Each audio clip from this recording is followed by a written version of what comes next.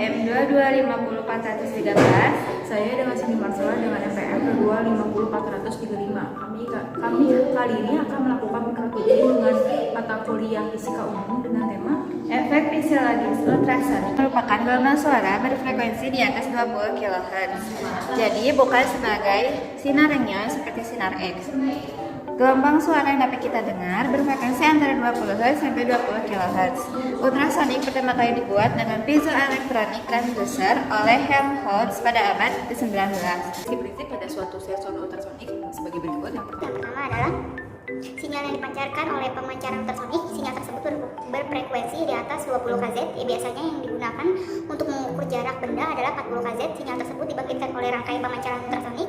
Yang kedua adalah sinyal yang dipancarkan tersebut kemudian akan merambat sebagai sinyal atau gelombang bunyi yang kecepatan bunyinya berkisaran 340 meter per sekund. Sinyal tersebut kemudian akan dipantulkan dan akan diterima kembali oleh bagian penerima ultrasonik. Prinsip yang ketiga adalah setelah sinyal tersebut sampai penerima ultrasonik, kemudian sinyal tersebut akan diproses untuk menghitung jaraknya.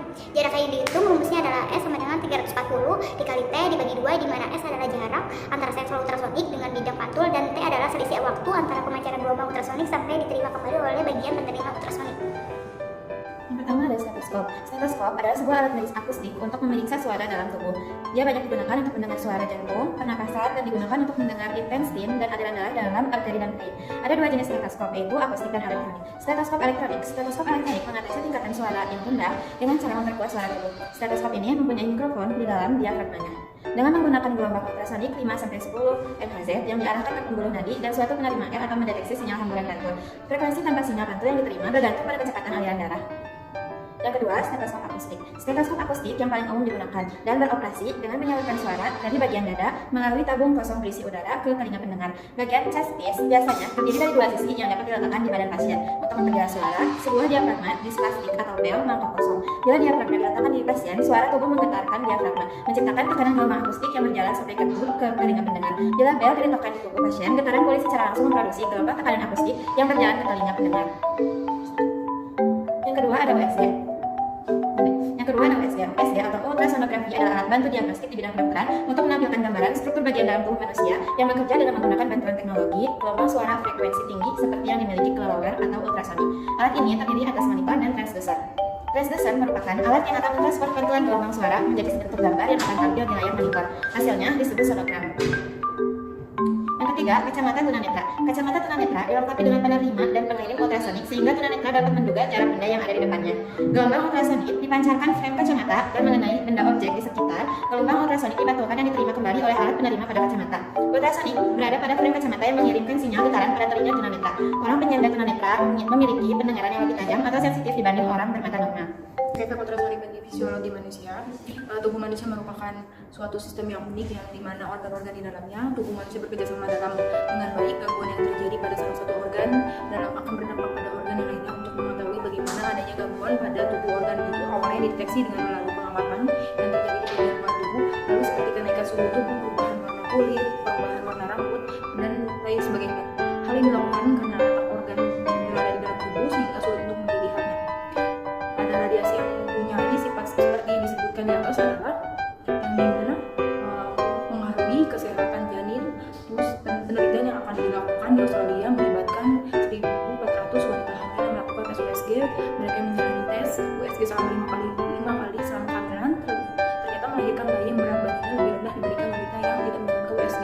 Lalu hasil lainnya dari penelitian tersebut adalah bayi yang sering mengamati atau menerima dari tes USG tersebut biasanya tidak. Sementara penelitian ini dari Canadian Medical Association Journal menunjukkan bahwa 70% anak yang mengalami Spets delay adalah tes USG lebih dari 5 kali selama dari kandungan dalam kandungannya. Terus yang kedua adalah mempengaruhi kinerja organ tubuh, di mana tes ultrasonik ini bukan hanya mengeluarkan gelombang, akan tetapi suara, tetapi juga gelombang panas. Panas yang dikeluarkan ini akan dapat mempengaruhi kinerja jaringan lunak tubuh manusia. Panas yang dikeluarkan dapat mencapai 40 derajat Celcius. Lalu hal ini dapat menyebabkan bagaimana kavitasinya. Kavitasi adalah gelembung gas kecil, gas yang dikeluarkan dalam suatu jaringan tubuh mendapatkan tekanan negatif. Gas tersebut dapat menyebabkan sel atau jaringan lunak tubuh yang pecah. Efek ini digunakan untuk metode sedot lemak, yang dimana lemak ini dibakar dan dihancurkan menggunakan gelombang ultrasonik. Terus lalu yang ketiga, bagaimana menyebabkan kerusakan di telinga. Walaupun gelombang ultrasonik ini tidak dapat didengar manusia, akan tetapi desibelnya yang sangat tinggi menyebabkan kerusakan di dalam pada gendang telinga.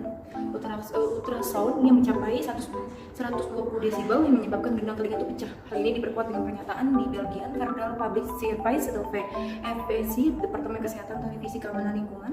Terus yang keempat adalah menyebabkan kematian paparan gelombang. Ultrasound ini mencapai 155 desibel dan dapat menyebabkan kerusakan organ tubuh. Sedangkan paparan hingga 180 desibel dapat menyebabkan kematian.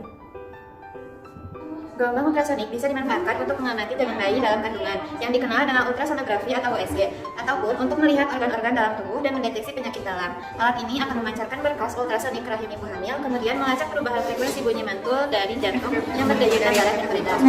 Yaitu adalah bagaimana efek itu yang membahayakan ultrasonik dalam mempengaruhi kesehatan janin, karena ada banyak bayi yang sering menerima USG, berat badannya lebih ringan dibanding yang lainnya, juga memakan komplikasi bayi tersebut menjadi tidak dalam mempengaruhi kinerja organ tubuh, karena ultrasonik memancarkan dari ruang panas yang mempengaruhi kinerja lunak di tubuh manusia.